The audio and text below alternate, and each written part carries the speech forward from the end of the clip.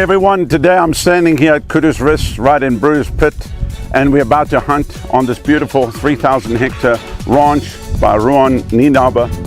Great hunting operation, 18 huntable species, and so we're going to see what we're going to get today.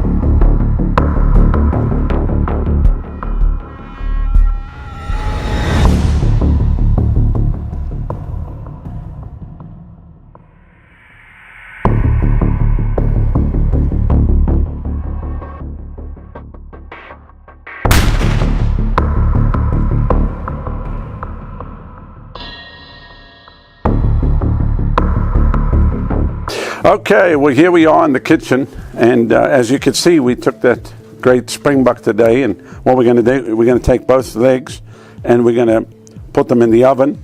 This is something that I just enjoy doing, so I'm going to show you exactly what I do. And I've got my sous chefs here, Daro and Elise de Wet. Say hallo vir die mense. Okay, so what I do is I take and I make holes in the leg. And I'm just going to do this like this. Okay, then I take garlic cloves and I push them right on the inside. Push it down. When I get it down deep, this is going to be great. I can just already taste it. And also get rid of that really gamey, just bacon like this. When we think about hunting, of course, it's not just about the killing of animals. Of course, many people, we eat beef, we eat chicken, fish, but to be able to eat venison is just pretty phenomenal. And okay, so what we've done now, we've taken this leg, we've browned it in the oven just to get it ready, and then I'm taking now these strips of bacon, and then I'm laying it across the top of the leg, because all of this is going to permeate into the meat. And then I'm going to put in some red wine, and I don't drink wine, but we use it for cooking because it neutralizes the wild taste of the game. 4 hours, and we're going to have a feast tonight, that's for sure. So then I'll just take of the red wine and just pour it over.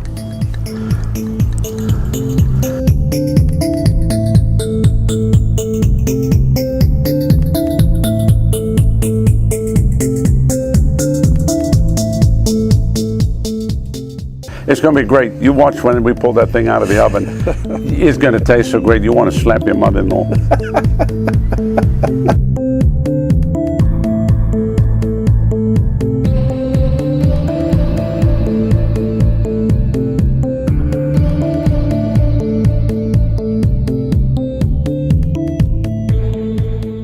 What a great day it's been today here at Kudus Ris. I mean, right here by Brewer's Pit in this beautiful setting. Today You know, to harvest the springbuck, as you saw, we just were able to cook both of the legs. I mean, what flavorful meal it was, and what a joy it is to harvest off the land. You know, some people get cranky when it comes to hunting. They think, well, we shouldn't kill any animal, but people eat chicken, they eat fish, they eat lamb, they eat cows. How do you think those animals, came about? Somebody had to take them out. So with hunting, it's more about conservation.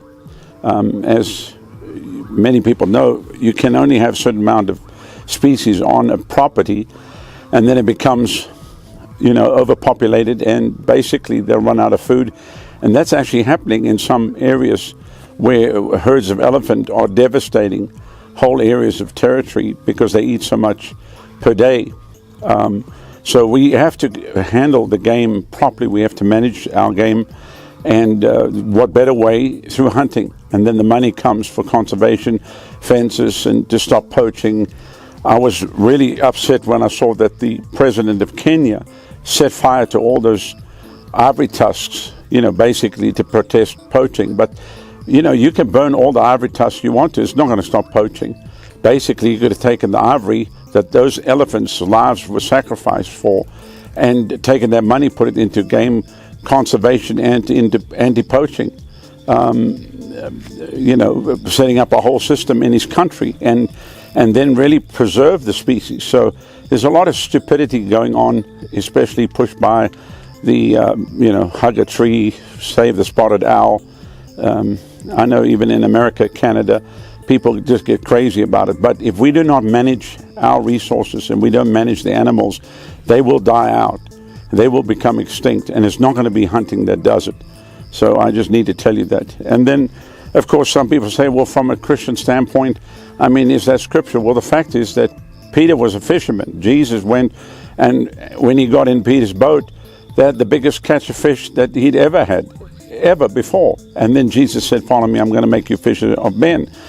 And if you go into the book of Acts, it talks about Peter, who had the vision where a great sheet was let down from heaven, and in the sheet was a bunch of four-footed animals and many things that were considered unclean. And the Lord said to Peter, arise, Peter, kill and eat. So, meat has been put here for us, not just to watch animals, but to feed, to eat meat. The Bible even says in the last days, men will tell people not to get married and to abstain from eating meat. So I eat meat. Well, if you're going to eat meat, it has to come from somewhere. It's going to come from a cow, sheep, chicken, fish, and of course all of our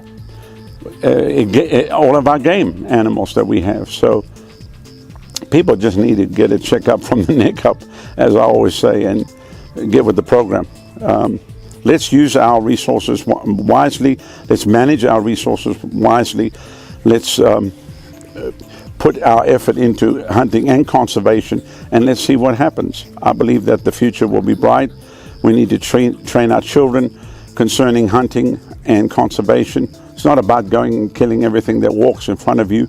It's about harvesting the animal that needs to be taken out that year. So those are the words that I want to share with you. But what a phenomenal time it's been.